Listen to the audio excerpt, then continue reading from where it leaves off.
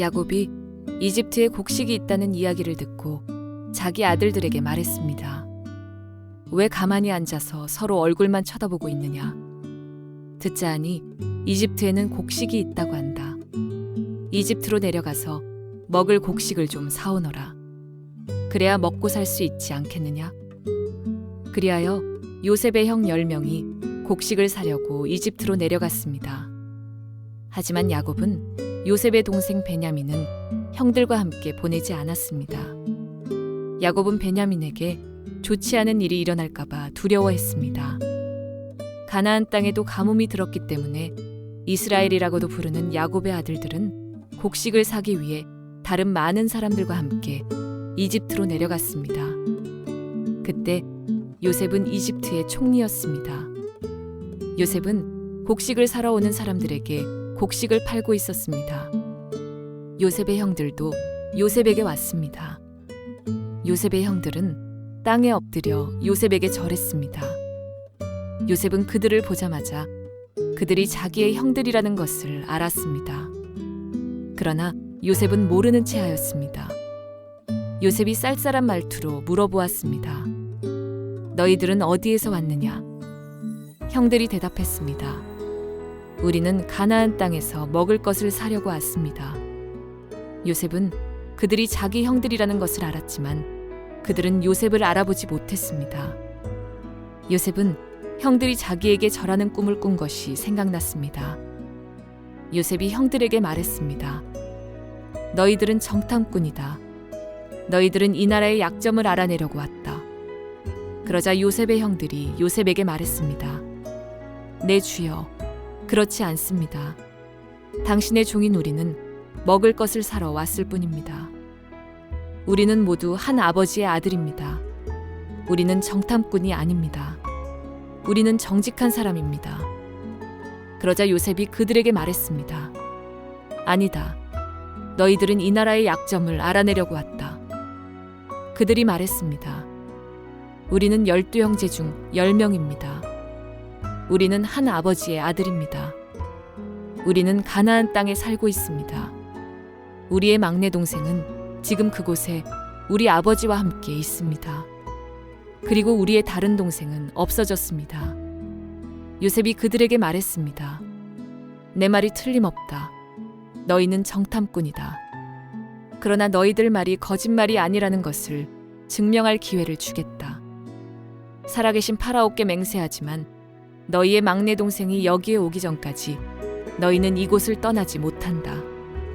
너희들 중 한 명이 가서 너희 동생을 데리고 오너라.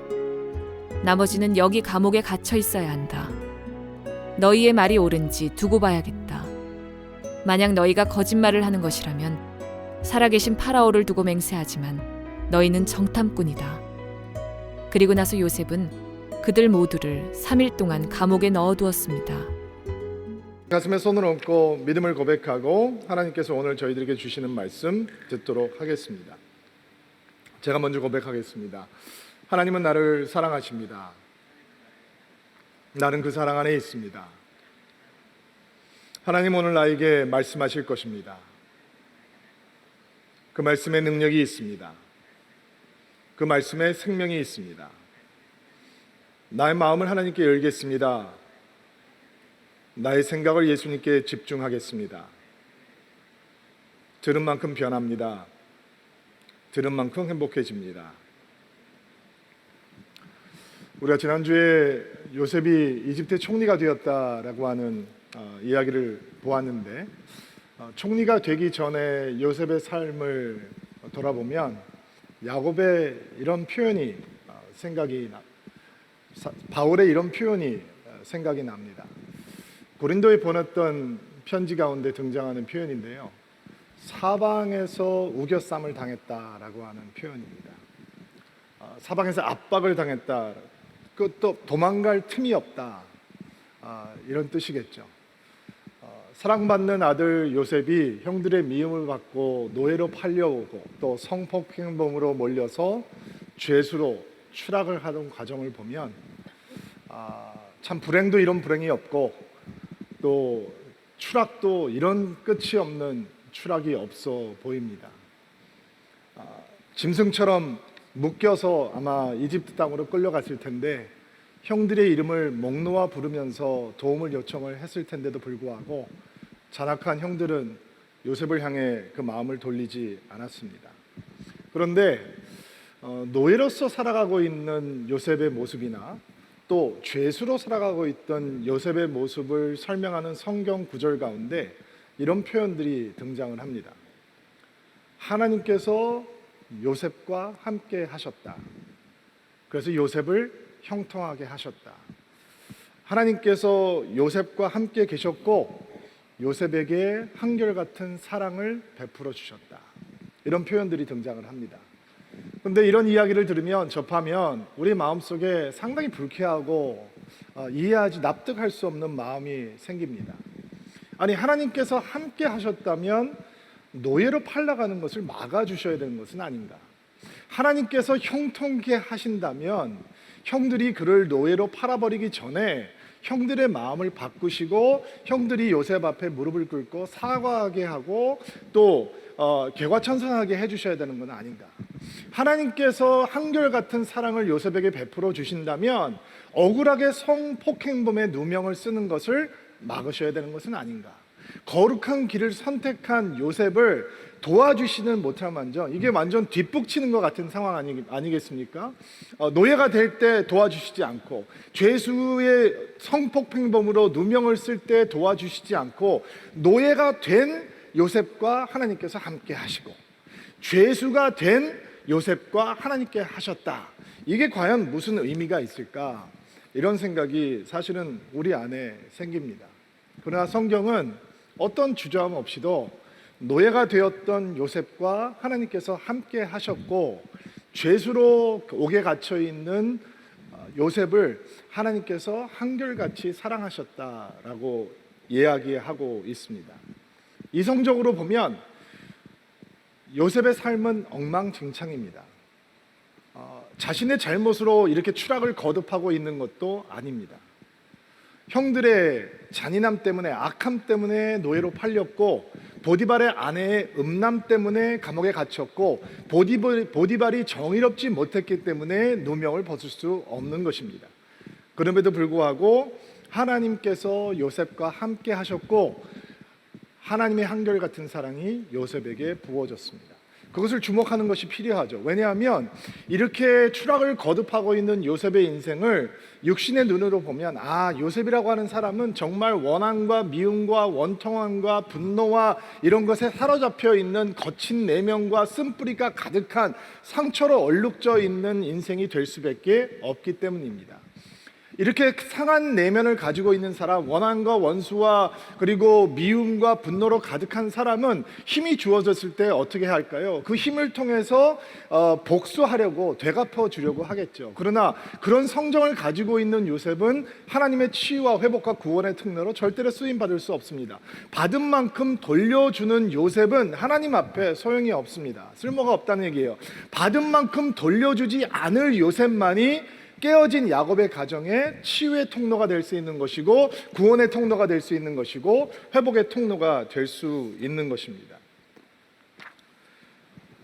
우리는 이 총리가 된 요셉이 파라오가 정해준 아내와 결혼을 하고 아들 둘을 낳았다라고 하는 이야기를 접했습니다. 그리고 요셉이 그 아들들의 이름을 짓는 것을 보면서 그냥 요셉이 단순히 순한 사람, 그냥 쉽게 잊고 쉽게 용서하는 그런 사람이기 때문에 이 가정이 회복되는 것이 아니라 요셉이라고 하는 사람에게 하나님께서 부어주신 아주 각별한 은혜 때문에 요셉이 그 형들을 치유하고 회복하고 용서하는 통로가 되는 거구나라고 하는 것을 알 수 있습니다. 자, 우리 창세기 41장 51절부터 52절의 말씀인데요, 우리 개역 개정판으로 한번 읽어볼게요. 시작.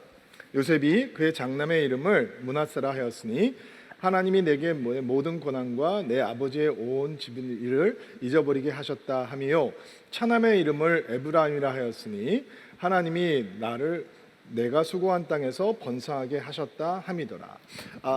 총리가 된 요셉이 결혼을 하고 아들을 낳는데 첫째 아이의 이름을 므낫세라고 지었습니다. 잊어버리다, 망각하다 이런 뜻의 이름입니다. 자신에게 임했던 모든 고난과 아버지 집에 있었던 모든 사건들, 그 형제들의 악함과 그 악함이 만들어냈던 고통들을 잊었다라고 하는 뜻으로 아들의 이름을 므낫세라고 지은 것입니다. 근데 그 단어 속에는, 그 의미 속에는 어떤 특정한 기억 때문에 일어나게 되는 행동까지도 멈추게 하는 망각에 포함되어 있는 것입니다.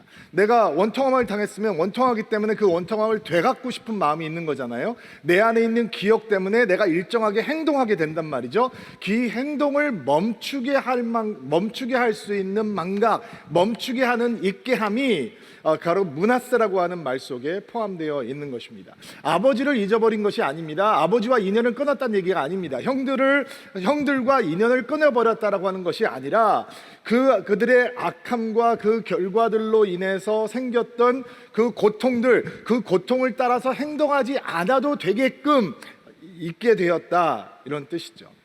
여러분, C.S. 루이스라고 하는 사람이 천국과 지옥의 이혼이라고 하는 책에서 지옥을 어떻게 묘사를 하냐면, 지옥이 어떤 곳이냐, 아무도 어느 것도 결코 잊어버리지 않는 것이 지옥이다. 지옥의 칼날이 무엇이냐, 아무것도 결코 잊지 못하게 하는 것이 지옥의 칼날이라는 거죠. 상처와 쓴뿌리를 가지고 살아가는 사람들이 범하는 가장 흔한 실수는 잊어야 할 것을 잊지 못하고 끝까지 집착하고 붙들고 있다라는 것입니다. 내적 치유 사역을 해보면 사람들의 기억이 얼마나 집요한지, 그 기억의 강렬한 이 집착이 그 영혼에 얼마나 파괴적인 것을 볼 수 있습니다. 상처가 많은 사람일수록 이런 생각을 많이 하고 살잖아요. 두고 보자. 무슨 얘기예요? 잊지 않겠다, 이런 얘기죠. 만약에 요셉에게 잊어버리게 하는 은혜가 없었다면 형들이 요셉 앞에 나타났을 때 요셉의 반응은 어때야 돼요? 아하! 내가 당신들 드디어 만났어. 내가 이 순간을 손꼽아 기다려왔어. 내가 이를 갈면서 기다려왔지. 내가 받은 만큼, 아니 받은 것보다 곱빼기로 내가 당신들한테 돌려줄 거야, 이러면서 복수의 피바람이 불었겠죠. 그러나 요셉은 그런 모습을 절대로 보여주지 않습니다. 우리는 그 므낫세라고 하는 이름 속에 감추어진 주어를 보아야 합니다. 지금 아들의 이름을 므낫세로 짓고 있는 요셉이 원래 성격이 대범하고 쿨해서, 그리고 자기가 지금 팔자가 바뀌었으니까, 신분이 수직 상승했으니까, 이제 잘 됐으니까, 이집트에서 두 번째로 파워풀한 사람이 되었으니까 그냥 내가 대범하게 잊어버리자, 이런 것이 아니라 하나님께서 요셉에게 잊게 해주셨다. 주어는 하나님이십니다.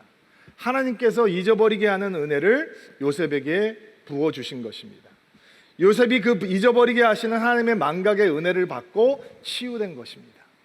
요셉이라고 어찌 미움이 안 생겼겠어요? 원통함이 없겠어요? 분노가 없겠어요? 그러나 그가 그 고난의 시간을 다 보내고 고통의 시간을 보내고 끝없이 추락하면서 나락으로 떨어졌지만, 그가 아들을 얻고 보니 하나님께서 그의 마음을 치유하시고 그 과거의 고통을 따라 행동하지 않고 그가 미움의 노예, 원망의 노예, 분노의 노예가 되지 않도록 하나님께서 그의 내면을 만져주시고 회복시켜 주셨다는 의미로 있게 해주시는 하나님의 은혜를 선포하며 아들의 이름을 므낫세라고 지었던 것입니다. 미움이, 분노가, 과거의 상처가, 쓴뿌리가 요셉의 마음을 점령하지 못했던 것입니다. 이 악한 형들과 이제 곧 만나게 될 것이고, 그리고 악한 형들과의 관계가 회복될 것이고, 그 관계가 치유가 될 것인데, 하나님께서는 그 관계를 치유하고 그 형들을 돌이키시기 전에 희생자가 되었던 요셉의 마음을 므낫세라고 하는 아들을 주심으로 해결하시고, 므낫세를 낳으면서 요셉이 기억하게 하는 거죠. 이 고통이 더 이상 나를 점령하지 못하고 있구나, 내 이름을, 아들의 이름을 므낫세다, 하나님께서 그것을 잊게 하시는구나 라고 선포할 수 있었던 것입니다. 잊을 것을 잊게 해주시는 하나님의 은혜를 경험하고 나니까 두 번째 축복의 문이 열립니다.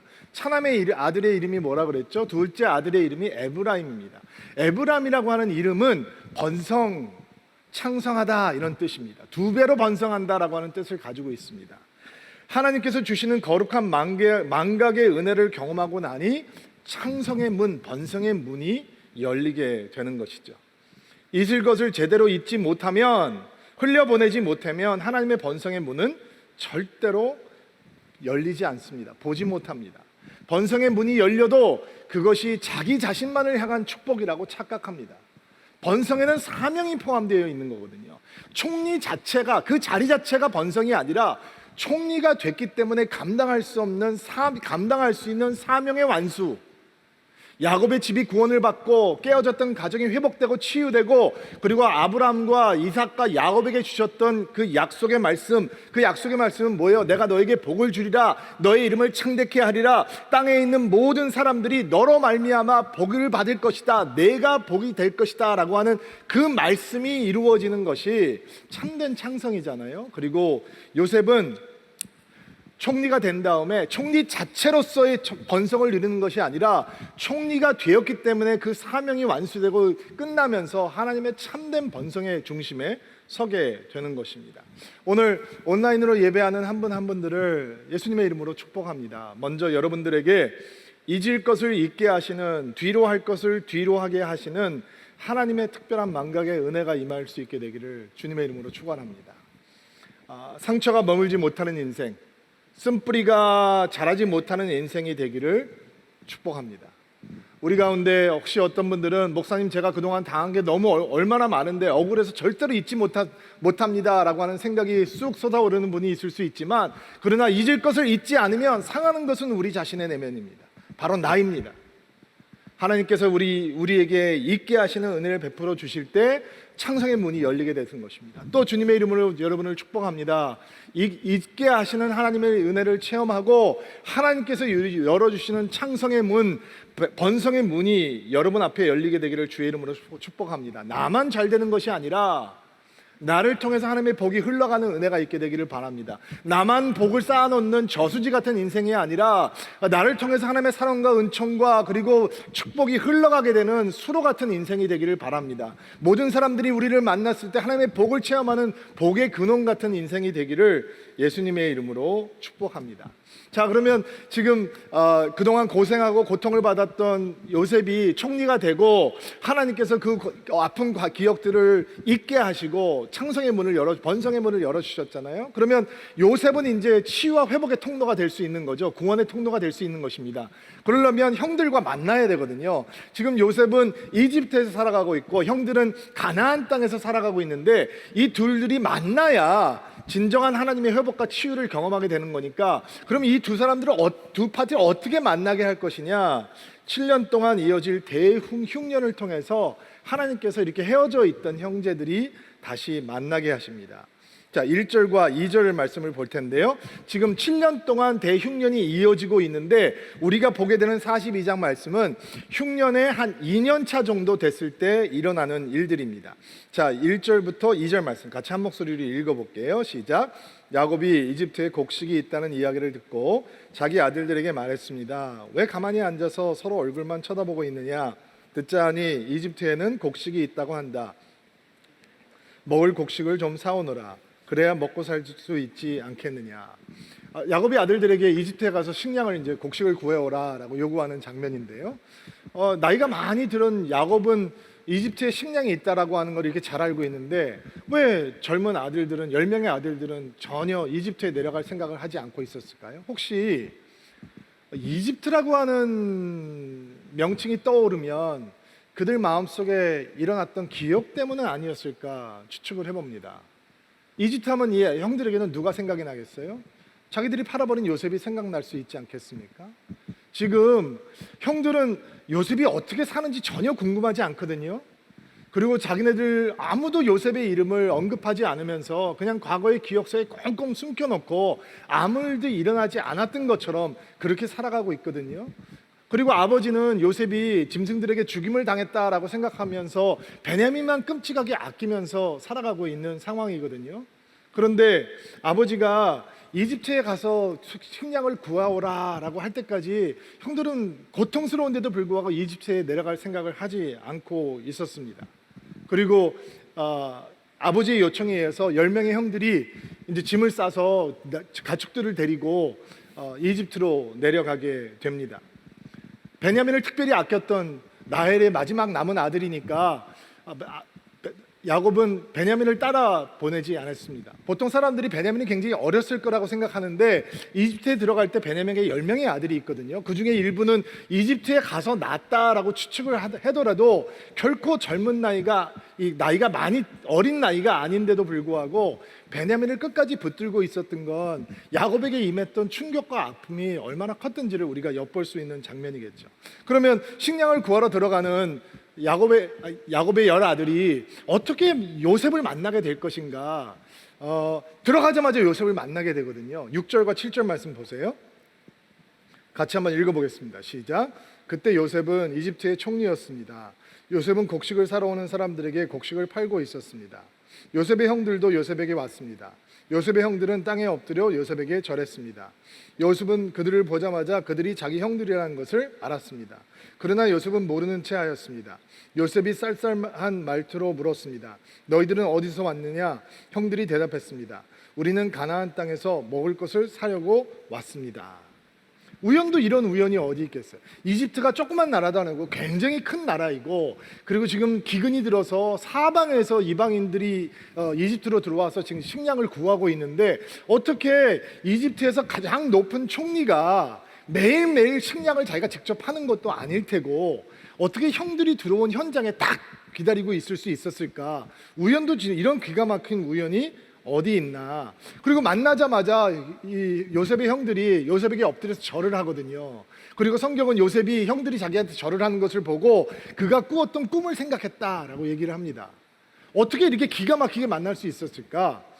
이 성경을 해석하고 있는 그 유대인들의 전성을 보면 어떤 기록이 등장을 하냐면, 요셉이 지금 7년 동안 임했던 풍년과 앞으로 다가올 7년의 흉년을 하나님의 지혜로 경영을 하고 있는 총리잖아요.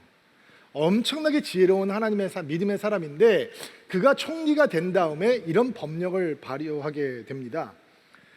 이방인들이 기근 때문에 이집트에 와서 식량을 구할 때 지켜야 되는 조항들입니다. 첫째, 종을 보낼 수 없습니다. 본인이 직접 자기 식량을 얻으러 와야 합니다. 두 번째, 본인이 짐승 한 마리에 싣고 갈 수 있는 식량만 가져갈 수 있습니다. 이 두 가지 의미가 있는데, 사람들이 사재기를 통해서 식량을 재판매함으로 폭리를 취하지 못하게 하는 의미도 있고, 또 하나는 지금 요셉이 형들이 이집트로 들어오기를 알고 기다리고 있는 상황이거든요. 가나안 땅에도 분명히 기근이 임했으니까 야곱의 아들들도 분명히 나의 형들도 식량을 구하러 오게 될 것이다. 그러면 내가 만날 수 있는 준비를 해야 되겠다. 만반의 태세를 갖추고 있는 것이거든요.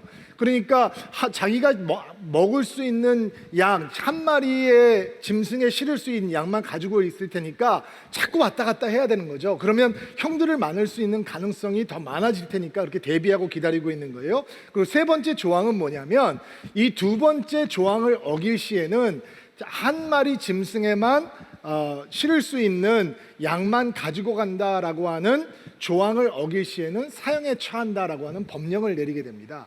그리고 많은 이방인들이 이집트의 국경을 넘을 때 명부를 기록하게 하는데, 거기는 본인의 이름뿐만 아니라 아버지의 이름과 할아버지의 이름과 출신 지역까지 기록하게 됩니다. 어떻게 22년의 시간이 지났는데 요셉이 형들을 단번하게 알아보냐?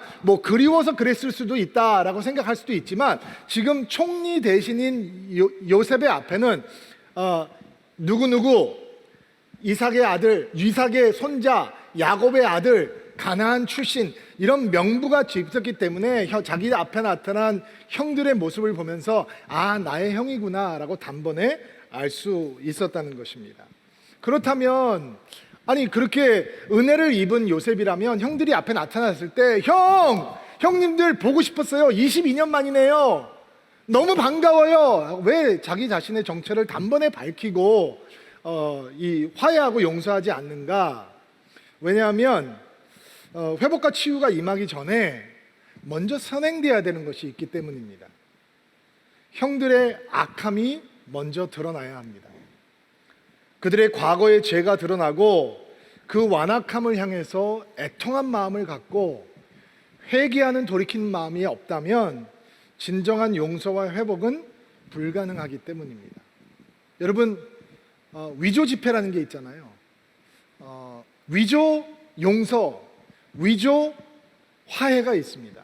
거짓 용서, 거짓 화해가 있습니다. 이 위조 회복, 위조 용서가 뭐냐? 요셉이 이렇게 나타난 형들 앞에서 이렇게 행동하는 겁니다. 아, 괜찮아 형. 내가 과거에 좀 심하게 버릇이 없었잖아. 아버지가 눈치 없이 너무 나만 예뻐해가지고 형들이 얼마나 마음이 서럽고 원통하면 그렇게 행동했겠어. 내가 다 이해해. 근데 지금은 내가 잘 됐잖아. 그러니까 괜찮아. 그냥 없던 걸로 하자고. 내가 아직도 노예면, 내가 아직도 죄수면 내가 좀 마음이 좀 구부러질 수 있지만 지금은 내가 이집트에서 가장 파워풀한 총리인데 괜찮아 형, 이리 와. 이제 나랑 같이 살자. 이게 바로 위조 용서, 거짓 회복입니다. 이런 식으로는 절대로 진정한 회복과 치유가 임할 수 없습니다. 이렇게 용서하고 회복하는 건 그들이 용서가 필요한 대상이라는 것, 그들의 관계에 회복이 필요하다는 것도 인정하지 않는 형들에게는 어떤 의미도 없는 것입니다. 지금 요셉을 죽이려 했고 요셉을 노예로 팔아놓고도 아무런 마음의 양심의 가책조차 없이 살아가고 있는 형들이었습니다. 요셉의 아버지 야곱이 하나님의 이름을 부르며 제단을 쌓을 때도 하나님의 이름을 부르는 것을 배우지 못했던 아들들이었습니다. 그들은 아직 잘못을 인정하고 뉘우침이 절대로 없습니다. 그러니까 요셉이 그 깨어진 가정과 완악한 형제들을 향한 구원과 회복과 치유의 통로거든요. 근데 구원과 회복과 치유의 통로가 되기 전에 먼저 그 형들의 완악함을 드러내고 폭로하는 통로가 먼저 되어야 그 가정에 온전히 치유와 회복이 임할 수 있는 것입니다. 그래서 하나님께서 요셉을 이렇게 쓰시는 거예요. 요셉이 그 마음 가운데 이미 용서가 시작이 되고 치유가 임했지만, 그래서 있게 하시는 하나님의 은혜를 선포하고 아들의 이름을 므낫세로 지었지만 형들의 악함이 먼저 폭로돼야 되기 때문에 쌀쌀하고 근엄한 태도로 너희들은 어디서 왔느냐 이렇게 해묻기 시작하는 거예요. 너희들은 정탐꾼이 틀림없다 얘기하는 거예요. 무시무시한 말이죠. 여러분, 이집트의 총리 앞에서 스파이로 내몰린다라고 하는 것은 그 자리에서 죽임을 당할 수 있을 만큼 심각한 문제입니다. 아마 너희들은 스파인 것 같다라고 하는 얘기를 듣고 주변에 서 있던 군사들은 칼과 창을 빼서 이 형들을 향해서 겨눴을지도 모릅니다. 그런데 형들이 이런 상황 속에서 요셉 앞에 엎드려서 자기들을 변호하기 시작하는데, 어떻게 변호하냐면 자기들이 정직한 사람입니다 라고 이 표현을 합니다. 자, 10절과 11절 말씀 같이 한번 읽어볼게요. 시작. 그러자 요셉의 형들이 요셉에게 말했습니다. 내 주여, 그렇지 않습니다. 당신의 종인 우리는 먹을 것을 사러 왔을 뿐입니다. 우리는 한 아버지의 아들입니다. 우리는 정탐꾼이 아닙니다. 우리는 정직한 사람입니다. 자기들을 정직한 사람이라고 얘기하고 있어요. 그러면 자, 진짜 형들이 변해서 22년 전에 그 거짓으로 가득했던 모습이 아니라 정말로 변했는지 확인을 한번 해볼까요? 13절 말씀 보세요. 읽어주세요. 시작. 그들이 말했습니다. 우리는 12형제 중 10명입니다. 사실이죠. 자, 두 번째, 우리는 한 아버지의 아들입니다. 맞는 얘기죠. 또 우리는 가나안 땅에 살고 있습니다. 그 얘기도 정직한 얘기죠.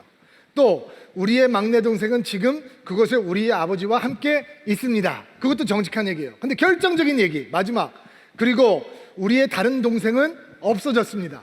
이게 맞는 얘기, 정직한 얘기 아니에요. 틀리는 얘기죠. 거짓이에요. 그들이 이렇게 거짓으로 스스로를 속이고 기반하면서 살아가고 있는 거예요. 자기들이 팔아놓고 없어졌다라고 얘기를 해요. 그러니까 이렇게 자기의 완악함을 인정하지 않고 자기의 악함 속에 숨어있는 형제들을 요셉이 용서한다고 얘기한들 진정한 치유와 회복과 구원이 임할 수 있는가? 아직 아닌 거예요. 그래서 그들의 죄가 폭로가 돼야 되는 거예요. 그리고 요셉이 그 얘기를 들으면서 뭐라고 반응하기 시작하냐면, 아니다, 너희들은 스파임에 틀림없다, 너희들이 정직한 사람이라면 가나안 땅에 남아있는 막내 동생을 데리고 와라. 그렇지 않으면 내가 너희들을 다 감옥에다 가두겠다 협박을 합니다. 그리고 실제로 3일 동안 이 형들을 감옥에다 가둬놓거든요. 이게 기가 막힌 하나님의 신비의 격리의 시간이고 혼돈된 시간입니다. 3일 동안의 이 격리의 시간이 없었다면, 감옥에 들어가 있는 시간이 없었다면 그 형들은 정말 자기들이 정직한 사람이다라고 계속 얘기를 할 거고, 그리고 자기네들은 억울하게 누명을 썼다라고 생각을 할 거예요. 그런데 이 3일간의 격리의 시간을 통해서, 옥에 들어가 있는 시간을 통해서 형들의 마음속에 한 잊혔던 이름이 떠오르기 시작합니다. 누구의 이름이냐면 바로 요셉의 이름입니다. 18절부터 22절까지의 말씀인데 같이 한번 읽어볼게요. 여러분이 18절 읽어주세요. 시작. 3일째 되는 날 요셉이 그들에게 말했습니다. 나는 하나님을 두려워하는 사람이다. 내 말대로 하면 너희를 살려주겠다. 만약 너희가 정직한 사람이라면 너희 중 한 사람만 여기 감옥에 남아있어라. 그리고 나머지 사람들은 곡식을 가지고 돌아가서 너희 굶주린 식구들에게 먹을 것을 주어라. 그리고 나서 너희 막내 동생에 여기 데리고, 만약 그렇게 하면 너희 말이 진실인 줄 알고 너희를 살려주겠다. 그들은 요셉의 말대로 하기로 했습니다. 그들이 자기들끼리 말했습니다. 우리가 동생에게 한 일 때문에 이런 벌을 받는가 보다. 우리는 동생이 고통을 당하면서 우리에게 살려달라고 애원했던 것을 보면서도 동생의 말을 듣지 않았다. 그래서 우리가 지금 이런 고통을 당하는 것이다. 22절 다 같이. 그러자 루벤이 그들에게 말했습니다. 내가 그 아이를 해치지 말라고 하지 않았느냐. 그런데도 너희는 내 말을 듣지 않았다. 그 아이에게 한 일 때문에 우리가 지금 이런 벌을 받고 있는 것이다. 감옥에 갇혀 있는 동안 그들이 서로 일부러 말을 안 하고 있던 그 이름, 잊으려고 그렇게 했던 이름, 그 이름이 그들 마음속에 떠올랐습니다. 지금 요셉이 통역을 통해서 형들과 이야기를 나누고 있거든요. 한 사람만 남겨놓고 식량을 가지고 돌아가서 너희 굶주린 식구들을 먹여 살리고 그 막내 동생을 데려오기 전까지는 내가 너희들 정탐꾼이 아니라고 하는 사실을 믿지 않겠다. 그리고 너무 무서우니까 형들이 그렇게 하겠다라고 얘기를 합니다. 그리고 자기네들끼리 대화를 하는 거예요. 요셉이 알아듣고 있다라고 하는 건 모르고. 대화의 내용이 무엇이냐? 우리 동생, 처음이라고 동생이라고 부른 거예요. Our brother. 우리 형제에게 했던 바로 그 악한 일, 요셉이 그렇게 살려달라고 애원을 했는데 매몰차게 그에게 했던 행위 때문에, 그 행위 때문에 우리가 유죄다, 우리가 이렇게 징벌을 받고 있다, 이런 이 고백을 하고 있는 거예요. 맏형이었던 루벤은 내가 그 아이를 해하지 말자 그랬잖아, 왜 내 말을 안 듣고 그 아이를 해해서 우리에게 이렇게 엄청난 고통이 임해오게 있는 거야 라고 얘기를 합니다. 자기들의 죄악을 스스로 고백하고 있는 것입니다. 죄를 인정하고 그동안 22년 동안 아무도 얘기하지 않았던 악함을 얘기하고, 그리고 그 아이에게 행했던 것 때문에 하나님의 징벌이, 하나님의 심판이 우리 가운데 지금 임하고 있는 것이다 라고 스스로 고백하고 있는 것입니다.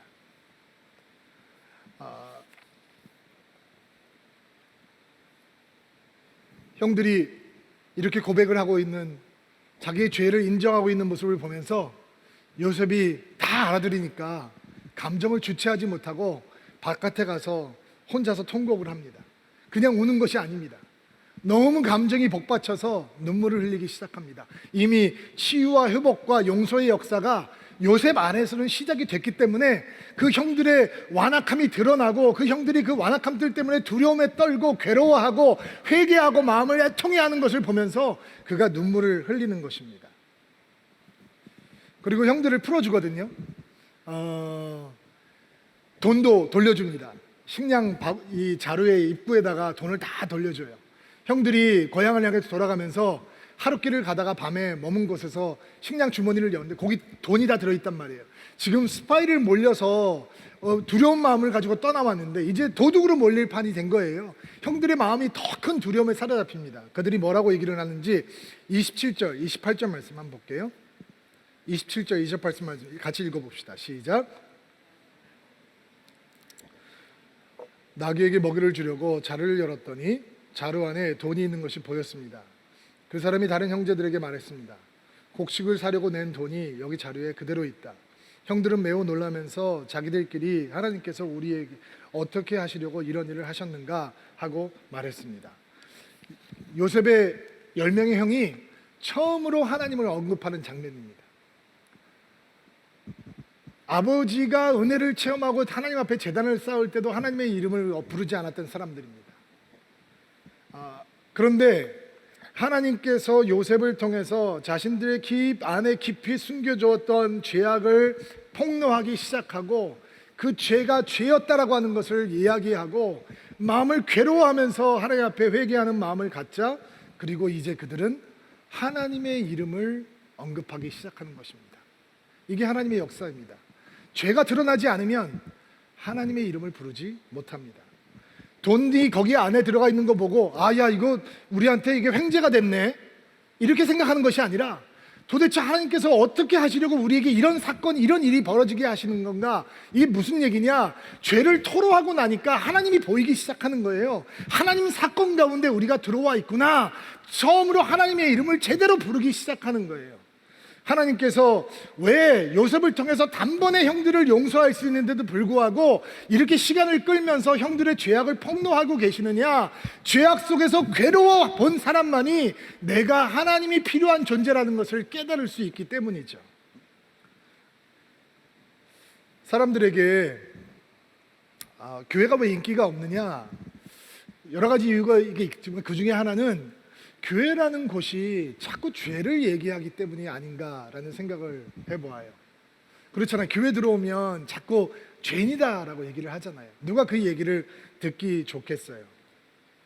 우리는 믿음이 있지만, 그래서 우리가 죄인이라고 하는 것은 인정하지만 죄가 폭로되는 것은 달갑지 않잖아요. 하나님 앞에서조차 이 죄악이 드러나는 것에 대해서 우리는 마음이 불쾌하거든요. 대부분의 사람들에게 죄는 대수롭지 않아요. 심각한 문제가 아니에요. 속으로 뭐 그럴 수도 있지. 죄를 향해서 이런 관대한 마음이 우리 안에 있어요. 그래서 우리의 믿음이 피상적인 상태에 머물러 있는 거예요.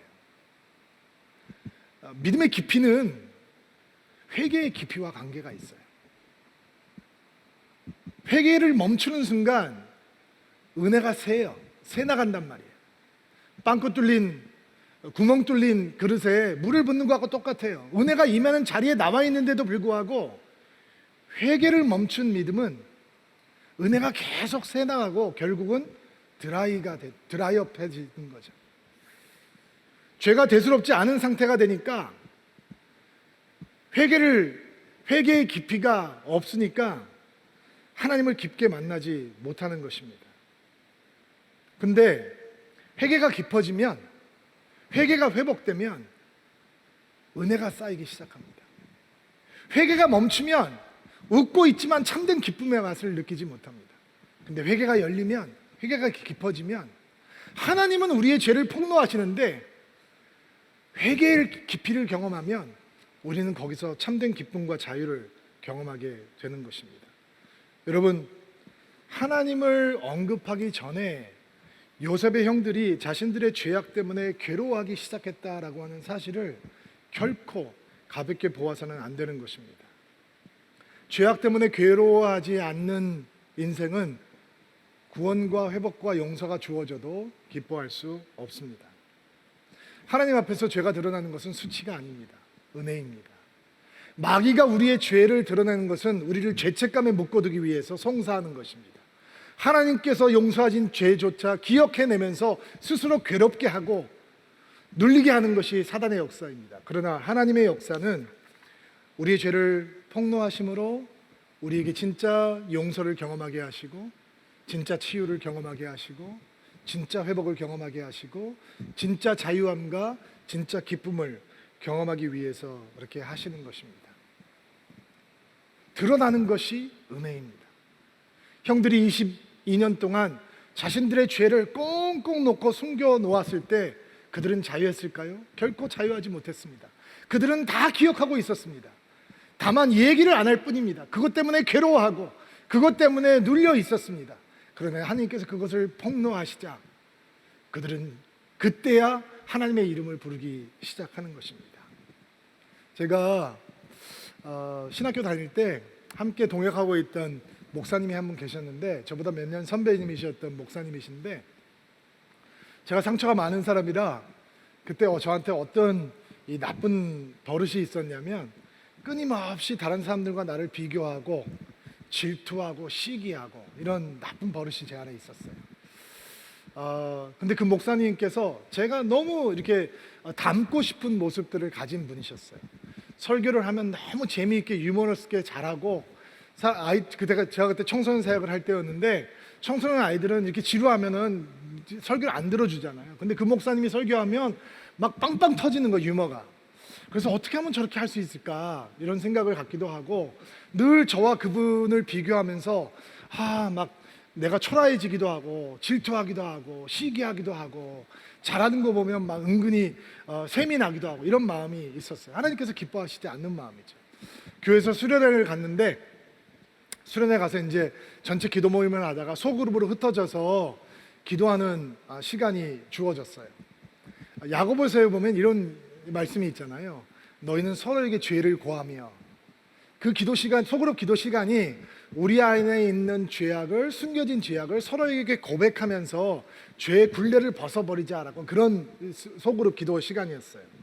근데 이제 제 차례가 되어서 죄를 고백해야 되는데, 하나님께서 저에게 어떤 마음을 주시냐면, 그 선배 목사님을 향해서 가지고 있었던 시기하는 마음, 질투하는 마음, 시샘하는 마음, 경쟁하는 마음, 저 사람보다 잘하고 싶다라고 하는 마음, 저 사람이 나보다 잘하면 막 싫어하는 마음, 이런 마음을 고백하라는 거예요. 얼마나 창피해요.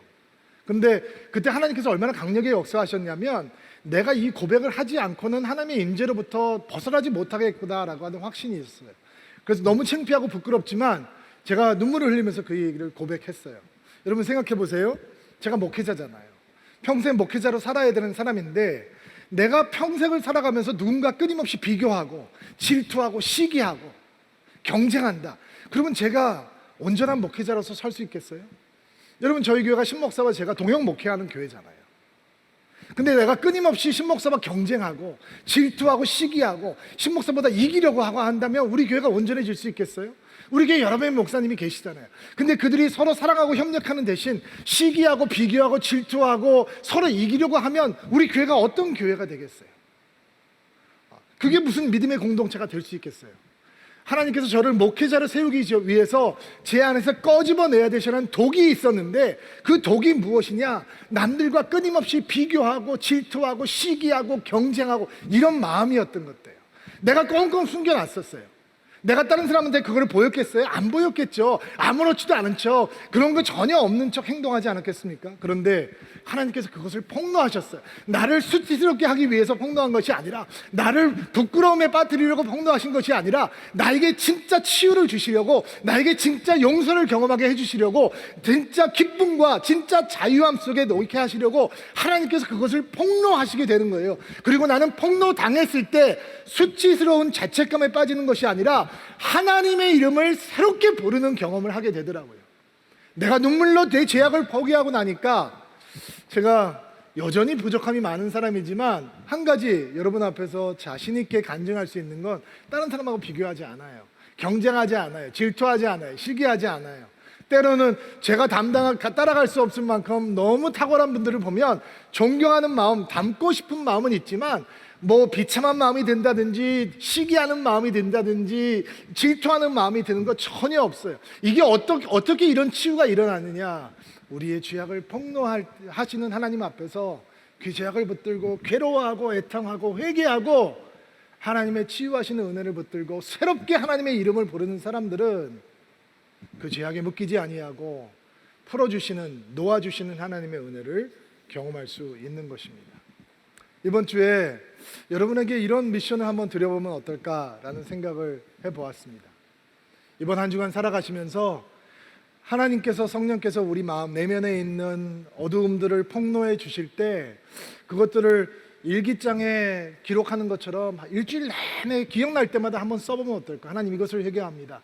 내 거친 생각을 회개합니다. 내 음란함을 회개합니다. 내 거짓을 회개합니다. 내 질투하는 마음을 회개합니다. 나의 냉소를 회개합니다. 남을 판단하는 마음을 회개합니다. 내가 정직하지 못했던 것을 회개합니다. 아무튼 뭐 생각나는 것마다 한번 기록하면서 일주일을 살아보면 어떨까? 요즘 우리가 함께 모일 수 없기 때문에 많은 분들이 이 단톡방이나 이런 것들을 통해서 다른 분과 소통하는데, 혹시 이번 한 주는 다른 내용들 말고 하나님께서 나에게 시키시는 회개의 내용만 한번 올려보면서 하나님께서 부어주시는 좀 더 깊은 물로 나아가 보면 어떨까라는 생각을 해보았습니다. 오늘 설교를 마무리하면서 두 가지 기도를 하려고 합니다. 함께 머리 숙여 기도하기를 원하는데요. 여러분들께서 성령께서 인도하시는 대로 하나님 앞에 반응하시면 되겠습니다. 먼저 첫 번째 기도입니다. 잊게 하시는 하나님의 은혜를 위해서 기도하려고 합니다. 많은 상처와 아픈 기억들이 우리 마음에, 영혼에 잔인한 흔적을 남겨놓은 분들이 있을지 모릅니다. 그동안 잊고 살았다라고 생각했지만 잊은 것이 아니라 그냥 덮어놓은 분들, 묻어놓은 분들도 있을지 모릅니다. 스스로 해결할 수 없는 과거의 쓴뿌리 때문에 여전히 다른 사람들의 관계가 부담스러운 분들도 있을지 모릅니다. 부모님에 대한, 형제들에 대한, 친구들에 대한, 배우자에 대한, 자녀에 대한, 교회에 대한, 동료들에 대한 이런 불편한 기억들 때문에 영적으로 묶여있고 도약하지 못하는 분들도 있을 수 있습니다. 하나님, 오늘 요셉에게 주어졌던 므낫세의 은혜, 잊게 하시는 하나님의 은혜를 구하기를 원합니다. 뒤로 할 것을 뒤로 돌려보낼 수 있는 은혜를 구하기를 원합니다. 기도하기 원하는 분들은 가슴에 손을 얹고 함께 기도하기를 원합니다. 주님, 죄가 별거 아니었다면 예수님께서는 하늘을 버리고 이 땅에 오실 필요가 없었을 겁니다. 죄가 가볍게 여길 수 있는 것이라면 십자가는 필요 없었을 것입니다. 죄를 당연히 여기는 것을 회개합니다. 회개를 중요하지 여기지 못했던 것을 회개합니다. 깊은 회개 없이 믿음이 성장할 수 있다고 생각했던 영적 교만을 회개합니다. 회개의 역사가 우리 기쁨을 도둑질한다고 느꼈던 영적인 우매함도 회개합니다. 참된 회개를 통해 하나님의 이름을 새롭게 부르는 은혜를 경험하게 하옵소서.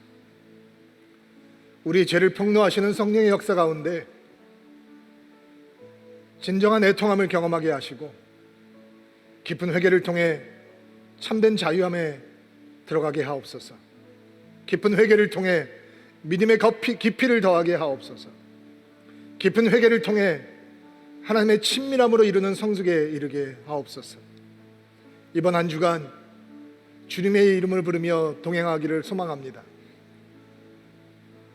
하나님, 때때로 두렵습니다. 그러나 주님의 은혜 가운데 머물기 위해 이번 한 주도 우리의 죄를 주께서 폭로하시옵소서. 그리고 그 죄를 주님 앞에 고하며 회개할 때 우리 영혼에 기쁨의 생수의 강이 넘치게 하시고 하나님의 살아있는 은혜 가운데 거하게 하시고 날마다 삶의 현장이 영적인 승리의 현장이 될 수 있도록 은총을 베풀어 주시옵소서. 예수님의 이름으로 기도하옵나이다.